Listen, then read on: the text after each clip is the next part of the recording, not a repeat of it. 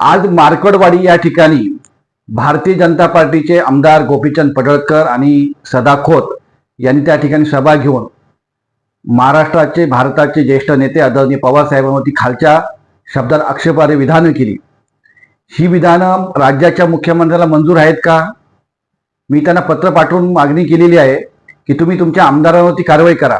वारंवार उठसूट कोणतरी गोम्या सोम्या उठतो आणि आदरणीय पवारसाहेबांबद्दल बोलतो। पवार साहेबांचे ह्या महाराष्ट्रामध्ये किती योगदान आहे, देशामध्ये किती मोठं योगदान आहे, त्यांच्या नखाची देखील तुम्हाला सर येणार नाही। परंतु फडणवीस साहेबांना माझी विनंती राहील की आपण त्यांच्यावर कठोर कारवाई करा, त्यांना समज द्या, कारण वारंवार हे असे प्रकार घडतात। निवडणुकीच्या दरम्यान देखील आपल्या समोर तेव्हा देखील साहेबांवरती असे वक्तव्य केले होते।